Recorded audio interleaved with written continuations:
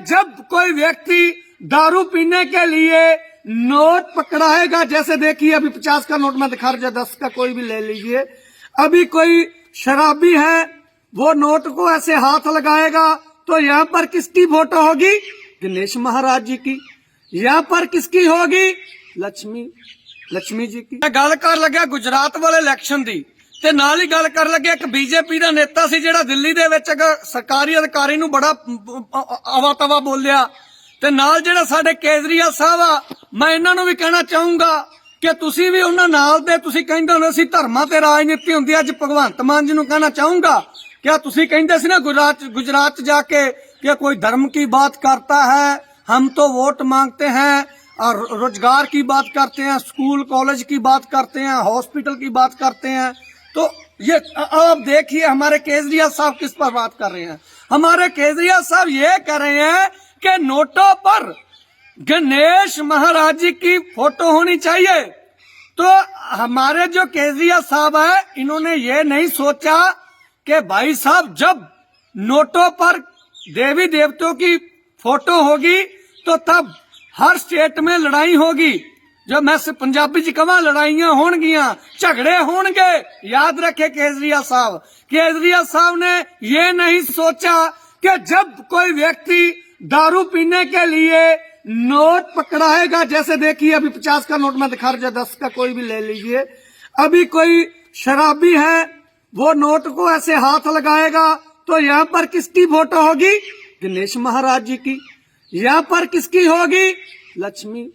लक्ष्मी जी की। अभी बताइए देवी देवताओं की फोटो होगी तो तब नोटों पर हमारे जो व्यक्ति हैं जो देवी देवताओं को मानते हैं, वैसे तो सभी लोग मानते हैं, तो भाई साहब वो लड़ाई झगड़ा करेंगे। अभी बात बताएं, वो केजरीवाल जिम्मेवार होगा उसका।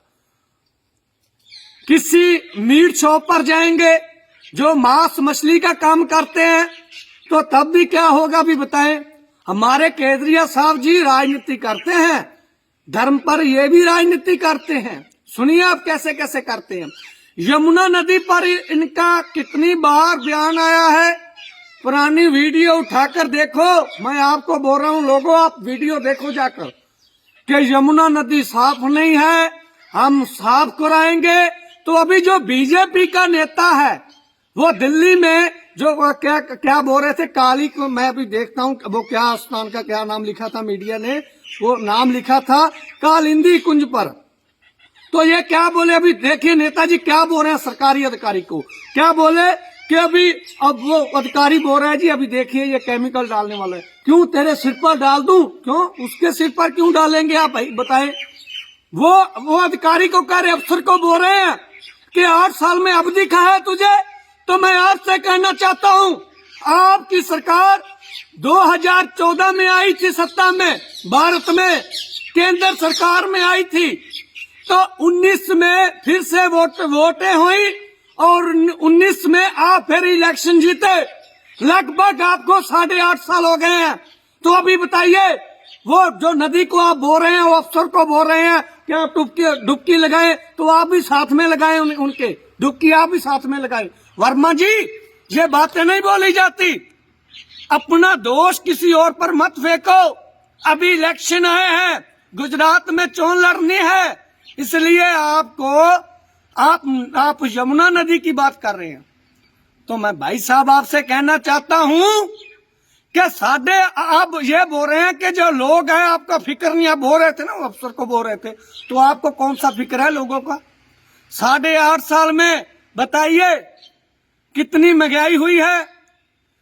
अरे डीजल का दाम बताइए हमें, डीजल का दाम बताएं, पेट्रोल का दाम बताएं, सरसों के जो सरसों का तेल है उसकी कीमत बताएं।